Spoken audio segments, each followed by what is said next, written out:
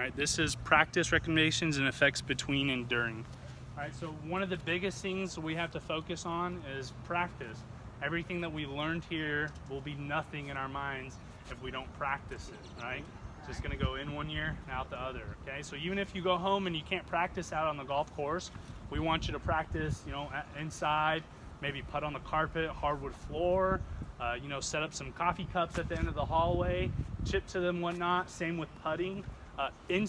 Full swings a little bit harder. So what we'd have to do is, what I suggest is to go to your backyard and always try to find something that's got a straight line. If your driveway's got concrete and it's got lines on it, line up your toes along the concrete. Make sure you're keeping your alignment intact when you're swinging your shot, because you're not hitting a golf ball and you're not knowing where a golf ball goes or even what you're aiming at. So what you can do is aim with your feet and just practice your swing and shots at home. Okay, if you get a chance to come out to the driving range, obviously we want to start hitting some full swing shots. I always recommend starting with like a wedge, hitting half swings, 3/4 swings, then hitting your full swing shots. Get your muscles flowing. You don't want to pull anything.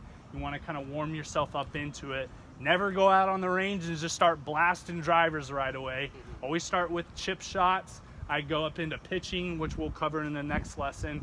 And then you start getting your pitch and wedge, moving up to 7-irons, hitting your drivers, and that's when you can progress on from there, okay? So anyone got questions on practicing inside and outside of this? Okay? How many of us practiced from last week? It's okay. I won a putting contest with Jay. Putting contest, awesome. Really good, okay? So we just have to practice it, even if it just takes 30 minutes of the day, 5 minutes of the day, just goofing around, just grabbing a club, even put one club in your hand, just testing it, see it, getting your grip is constantly refreshing your memory on how to practice. And the other big thing we're doing today is we're using alignment sticks. If you don't have an alignment stick, what do you think you can use that's straight and long? A golf club. A golf club, okay? Yeah. All right, Andy, I don't know what you're thinking there, but we want to make sure we use a golf club if we don't have an alignment stick, okay? We can use that. We have all the resources we can in our own golf bag. We'll try to use those things, and that's why some of these explanations I'm doing for practices, I'm trying to use minimal equipment so it's not extravagant things that you don't have access to. These are all things that we have access to and we can use in our spare time. Awesome. I've got a question. Yeah. All of a sudden now the wind's picking up, and so this is going to come into play with our open face and closed face. If you're trying to put a ball in and the wind's taking it one way and you want it to come in the other. Yeah. Is that correct? Yeah. Okay. We just have to think about the wind and what it's doing. If it's going left to right a little bit more, aim a little more left maybe.